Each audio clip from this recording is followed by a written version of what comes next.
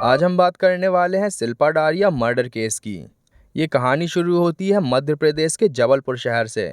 जबलपुर शहर के थोड़ा बाहरी इलाके में नर्मदा नदी पे एक घाट पड़ता है, तिलवारा घाट।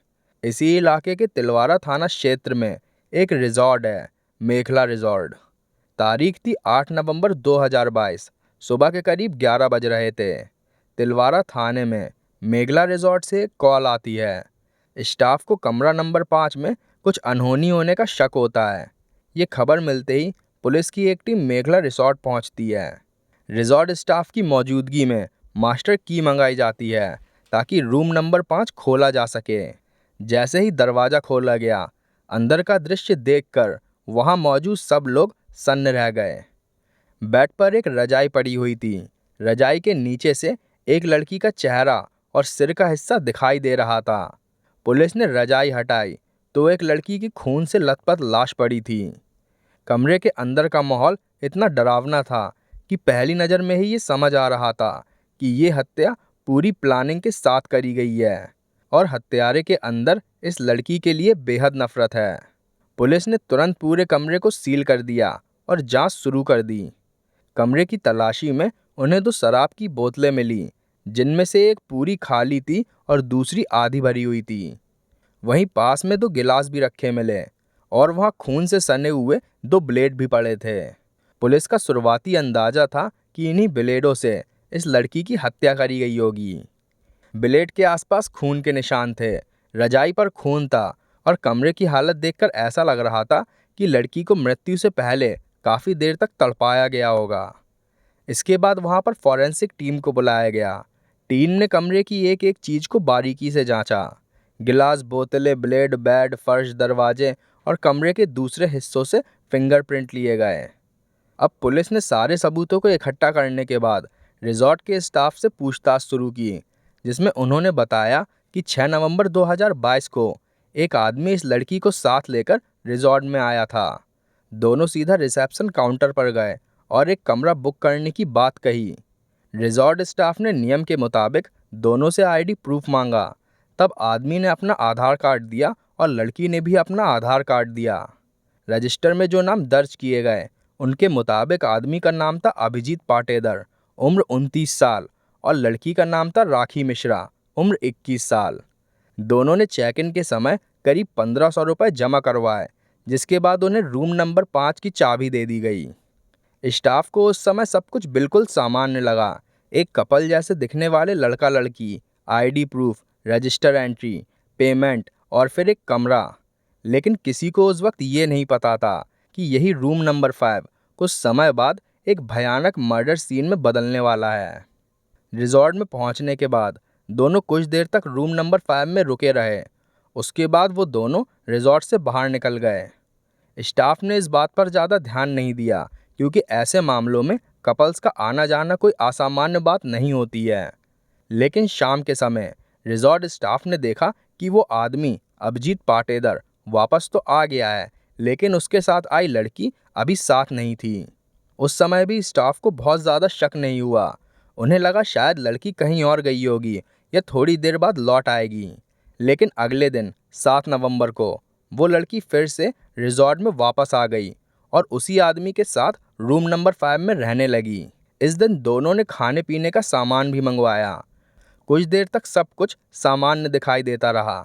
शायद वह बातें कर रहे थे या उनके बीच कोई तनाव चल रहा था, लेकिन बाहर से कुछ भी असामान्य नहीं लग रहा था। फिर शाम के वक्त एक बार फिर वही अजीब बात हुई।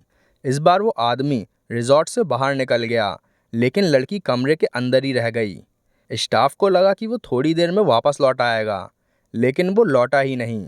रात बीत गई, सुबह हो गई, फिर दोपहर भी होने लगी। इसके बाद भी ना ही तो कमरे से कोई बाहर निकला, ना ही खाना ऑर्डर किया गया, ना ही रिसेप्शन पर कोई कॉल आई और ना ही अंदर से किसी तरह की कोई हलचल सुनाई दी। अब रिजॉर्ट स्टाफ को मामला गड़बड़ लगने लगा। रूम नंबर 5 बुक था, अंदर कोई मौजूद था, लेकिन कई घंटों से पूरी तरह से सन्नाटा था। एक कर्मचारी दरवाजे तक गया और उसे कई बार खटखटाया, लेकिन अंदर से कोई जवाब नहीं मिला। मामला तुरंत मैनेजर तक पहुंच गया। मैनेजर ने रजिस्टर दोबारा चेक किया, एंट्री देखी, स्टाफ से बात की और उसे भी लगा कि यहाँ पर कुछ ना कुछ तो गलत है, तो बिना देरी किए तिलवारा पुलिस स्टेशन को सूचना दे दी गई। पूछताछ के बाद पुलिस ने रिजॉर्ट के सीसीटीवी कैमरे चेक किए तो फुटेज में दोनों साफ दिखाई दिए। जो आने जाने का पैटर्न था वो बिल्कुल वैसा ही था जो कि स्टाफ ने बताया था, और जब वो आदमी अकेले कमरे से बाहर जाते सीसीटीवी फुटेज में दिखा, पुलिस का शक पूरी तरह से उस आदमी पर बैठ गया। अब पुलिस के सामने सबसे बड़ा सवाल था मृत लड़की के बारे में जानकारी इकट्ठा करना। रजिस्टर में उसका नाम राखी मिश्रा दर्ज था। पुलिस ने आधार कार्ड के आधार पर राखी मिश्रा के घर वालों से संपर्क किया, लेकिन वहां से जो जवाब मिला उसने पूरे केस को एक नई दिशा में मोड़ दिया। घर वालों ने कहा कि राखी तो जिंदा है और हमारे साथ ही है। ये सुनकर पुलिस ने तुरंत राखी मिश्रा से वीडियो कॉल पर बातें करने को कहा। जब उसे रिजॉर्ट में मिली हुई बॉडी दिखाई गई तो वो घबरा गई और उसने बताया कि ये लड़की तो शिल्पा डारिया है, जिसे वो जानती है। उसकी पहचान करीब 3 साल पहले शिल्पा से हुई थी। वो एक ब्यूटी पार्लर में काम करती थी और वहाँ उसका कभी कभी आना जाना था।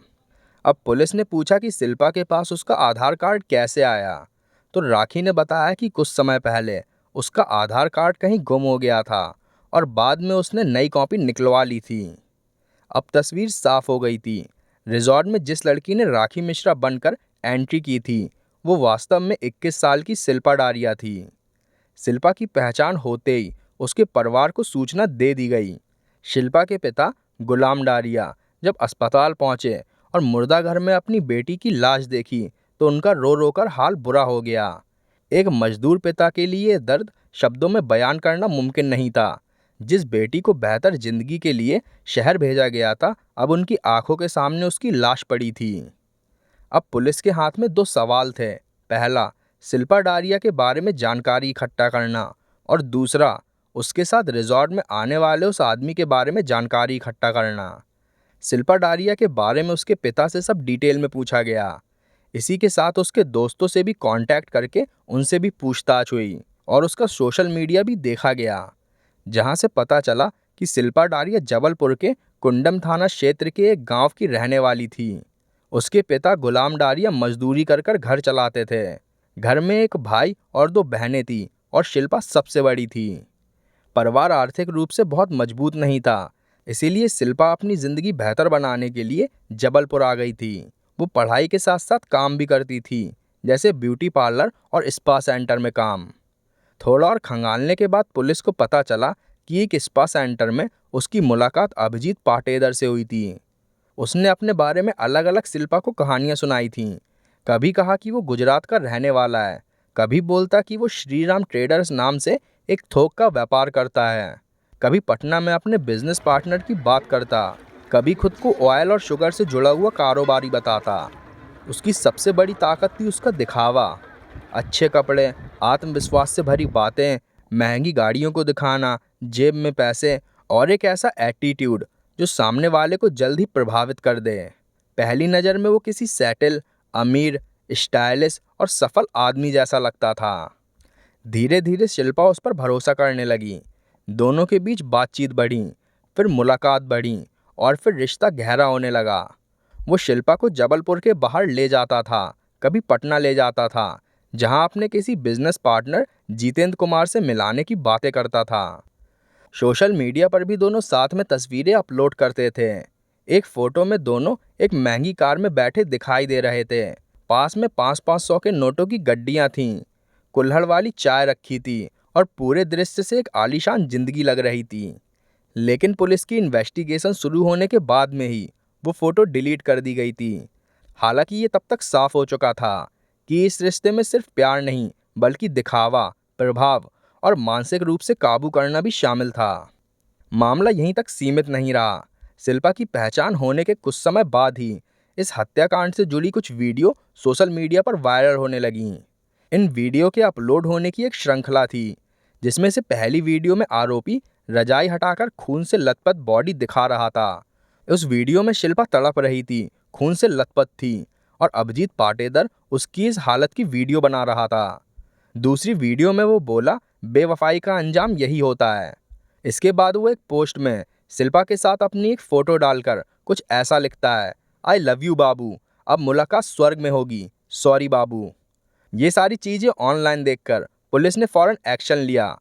पुलिस के पास अभी तक क्राइम सीन से evidence, CCTV footage, fake ID, social media material, इसलिए जबलपुर पुलिस ने कई टीमें बना दी। किसी टीम को उसकी लोकेशन ट्रैक करने का काम दिया गया, किसी को उसके सोशल मीडिया अकाउंट्स को खंगालने का काम दिया, किसी को पुराने संपर्क का पता लगाने का काम दिया और किसी को फाइनेंशियल ट्रेल का काम दिया। लेकिन अभिजीत पाटीदार भी कम चालाक नहीं था। वो लगातार अपना ठिकाना बदल रहा था, कभी एक शहर में, कभी दूसरे शहर में। वो सीधे तौर पर अपने सिम कार्ड का इस्तेमाल नहीं कर रहा था, बल्कि कई जगहों के वाईफाई के जरिए ऑनलाइन एक्टिविटी कर रहा था, ताकि उसकी लाइव लोकेशन पुलिस ट्रेस न कर सके। उसने शिल्पा के सोशल मीडिया अकाउंट तक का इस्तेमाल किया, तस्वीरें और वीडियो शेयर किए, जिससे कुछ समय तक पुलिस को उसकी एग्जैक्ट मूवमेंट के बारे में कुछ भी समझ नहीं आया। लेकिन उससे एक बड़ी गलती हो गई। भागते भागते भी वो शिल्पा का एटीएम कार्ड इस्तेमाल कर रहा था। यही उसकी सबसे बड़ी गलती थी। पुलिस को पता चला कि अलग अलग जगहों से पैसे निकाले जा रहे हैं। कहीं 20,000 रुपए, कहीं कुछ और रकम विड्रॉ हुई और इस तरह से बार बार ट्रांजैक्शन हो रहे थे। अब पुलिस का फोकस पूरी तरह से क्लियर हो गया। जिस आदमी ने नकली आधार कार्ड से एंट्री की, मर्डर किया, वीडियो वायरल किए और राज्य से राज्य भाग रहा था, उसे पकड़ने का सबसे मजबूत रास्ता अब बैंकिंग ट्रेल बन चुका था। इसी दौरान फिंगरप्रिंट्स और दूसरे रिपोर्ट की जांच से पुलिस को उसकी असली पहचान भी मिल गई। जिस आदमी को अब तक अभिजीत पाटीदार समझा जा रहा था, वह असल में अभिजीत था भी नहीं। उसका असली नाम था हेमंत भदौरे। वो महाराष्ट्र के नासिक इलाके का रहने वाला था और वो एक हिस्ट्री सीटर था। उसके खिलाफ करीब 32 से 35 केस दर्ज थे। इनमें से चोरी, धोखाधड़ी, चीटिंग, झूठी पहचान और दूसरे अपराध शामिल थे। यानी जिन पैसों से वह अय्याशियां करता था, वो गलत तरीके से कमाए गए थे। मर्डर के बाद हेमंत कई राज्यों में घूमता रहा। कभी दिल्ली की ओर गया, कभी चंडीगढ़, कभी हिमाचल, कभी राजस्थान और बीच बीच में रूट बदलते हुए पुलिस को चकमा देने की कोशिश भी करता रहा। लेकिन 17 नवंबर 2022 को उसने फिर एक गलती कर दी। राजस्थान में उसने शिल्पा के एटीएम कार्ड से 20,000 रुपए निकाले। ये इनपुट मिलते ही जबल पुलिस तुरंत एक्शन में आ गई। अजमेर पुलिस को अलर्ट कर दिया गया। उसकी फोटो, शिल्पा की फोटो और जरूरी डिटेल्स शेयर हो गईं। शहर से बाहर जाने वाले रास्ते पर नाकाबंदी कर दी गई। बस रूट्स पर भी निगरानी की गई। आखिरकार एक बस में वो पुलिस को नजर आ गया। जैसे ही पुलिस ने उसे रोका, वो फिर से झूठ बोलने लगा। पहले उसने खुद को अभिजीत बताने की कोशिश की, फिर कोई दूसरा नाम लिया। लेकिन इस बार पुलिस के पास उसकी चालाकियों से कहीं ज्यादा मजबूत सबूत थे। उसे रूपनगढ़ और स्वरूपगंज बेल्ट में गिरफ्तार कर लिया गया। गिरफ्तारी के बाद जब उसकी सामान की तलाशी ली गई, उसके पास शिल्पा का मोबाइल फोन मिला, उसका एटीएम कार्ड मिला, उसकी चैन, उसकी अंगूठी, इयररिंग्स और दूसरी चीजें मिली। साथ में करीब 1,52,000 रुपए नगद भी बरामद किए गए। इसी के साथ साथ कई सिम कार्ड्स, मोबाइल्स और फेक आईडीज भी मिली। उसे जबलपुर लाया गया, कोर्ट में पेश किया गया और आगे पूछताछ के लिए रिमांड में ले लिया गया। अब पुलिस के पास crime scene, digital clues, financial records, viral videos, fake identity, fingerprints, CCTV footage और आरोपी खुद, सब कुछ मौजूद था। तो पुलिस ने सख्ती से पूछताछ शुरू की। तब हेमंत ने पुलिस को सब कुछ शुरुआत से बताया। हेमंत और शिल्पा की एक स्पा सेंटर में मुलाकात हुई। शिल्पा ही उसको मसाज देने आई थी, जहां दोनों की बातचीत हुई और हेमंत को शिल्पा तभी पसंद आ गई। हेमंत ने शिल्पा को इम्प्रेस करने के लिए उसके सामने खुद को बहुत अमीर, कामयाब और जिम्मेदार दिखाया, जिसके चलते शिल्पा उससे इम्प्रेस हो गई और हेमंत को रिझाने के लिए उसके निचले निजी अंग की मसाज करने लगी। इसके बाद ही दोनों का वहां नंबर एक्सचेंज हो गया और बातचीत, मिलना जुलना शुरू होने लगा, जिसके बाद दोनों रिलेशनशिप में आ गए और फिर शारीरिक संबंध भी बनने लगे। हेमंत लड़कीबाज था। कई लड़कियों के साथ संबंध बनाने के बाद वो उन्हें छोड़ देता था, लेकिन उसको शिल्पा से प्यार हो गया। वो उससे शादी करना चाहता था। लेकिन तभी एक दिन हेमंत ने शिल्पा का फ़ोन देख लिया। शिल्पा के फ़ोन में हेमंत को अनेकों लड़कों के नंबर्स मिले। मैसेजेस में वो सबसे उत्तेजित करने वाली बातें कहती थी, जैसी वो उससे कहती थी। जब हेमंत ने उसका फ़ोन और गहराई से चेक किया, तो वहाँ उसे उसकी कई लड़कों के साथ नग्न शारीरिक संबंध बनाते हुए कई तस्वीरें मिली। हेमंत ने फिर शिल्पा को वो सब दिखाते हुए सवाल पूछना शुरू किया, जो कि फौरन ही झगड़े में बदल गया। शिल्पा ने कहा कि वो सब उसका पास्ट था, अभी ऐसा कुछ नहीं है, वो सारे के सारे लड़के अब उसके दोस्त हैं। लेकिन हेमंत ने इस बात को मानने से इनकार कर दिया और दोनों के बीच खूब बड़ा झगड़ा हुआ। इसके बाद रिश्ता पूरा खत्म हो चुका था, लेकिन फिर भी हेमंत इस धोखे का बदला लेना चाहता था। तो फिर 6 नवंबर को वो शिल्पा को मेघला रिजॉर्ट लेके आया, इस वादे के साथ कि वहाँ वो बात करेंगे और चीज़ें ठीक करेंगे। दोनों वहाँ कुछ देर रुके, फिर बाहर गए और इसी दौरान दोनों के बीच इस बात को लेकर फिर से बहस शुरू हो गई। उस रात शिल्पा उसके साथ वापस कमरे में नहीं आई और हेमंत अकेले लौट आया। तब रात भर बैठकर उसने शिल्पा को खत्म करने का प्लान बनाया। फिर अगले दिन उसने शिल्पा को मना कर उसे वापस बुला लिया। 7 नवंबर को शिल्पा फिर से रूम नंबर 5 में पहुंची। दोनों ने खाना मंगाया। कुछ देर तक ऊपर ऊपर से सब सामान्य रहा, लेकिन फिर से दोनों के बीच में इस बात को लेकर झगड़ा हुआ। ये झगड़ा इस बार इतना ज़्यादा बढ़ा कि हेमंत ने शिल्पा पर ब्लेड से बेरहमी से हमला कर दिया। ब्लेड से हमला करने के बाद हेमंत ने उसका गला काट दिया, उसकी कलाई काट दी, ताकि वो एक बार में मरने की बजाय तड़प तड़प कर मरे। हेमंत के शब्दों के मुताबिक वो वैसे तड़पे जैसे वो तड़पा उसका सच जानने पे। वो वैसा दर्द महसूस करे जैसे उसने किया उसके धोखे से। फिर जब शिल्पा तड़प रही थी, तब हेमंत ने उसकी वीडियो रिकॉर्ड की और फिर ऑनलाइन उन्हें अपलोड करके दुनिया के साथ में शेयर कर दिया, जो कि उन लड़कियों के लिए उसके हिसाब से एक चेतावनी था, जो कि लड़कों के साथ ऐसा करती हैं। ये केस अब सॉल्व हो चुका था, तो पुलिस ने सारे सबूतों के साथ कोर्ट में इस केस को पेश किया, जिस पर कोर्ट ने हेमंत को उम्र कैद की सज़ा सुनाई। अभी 2026 की बात करें तो हेमंत अभी भी जेल में है और अपनी सज़ा काट रहा है। तो दोस्तों, इस घटना को बताने का मकसद किसी को तकलीफ पहुंचाना नहीं, बल्कि आप सबको सावधान करना है, ताकि आपके साथ या आपके किसी करीबी के साथ कभी भी ऐसा कुछ ना हो। आपके क्या विचार है इस केस के बारे में, हमें कमेंट करके बताइए। अगर आपको हमारी ये मेहनत पसंद आई हो तो वीडियो को लाइक करिए, शेयर करिए और चैनल को सब्सक्राइब करना ना भूलिए। धन्यवाद।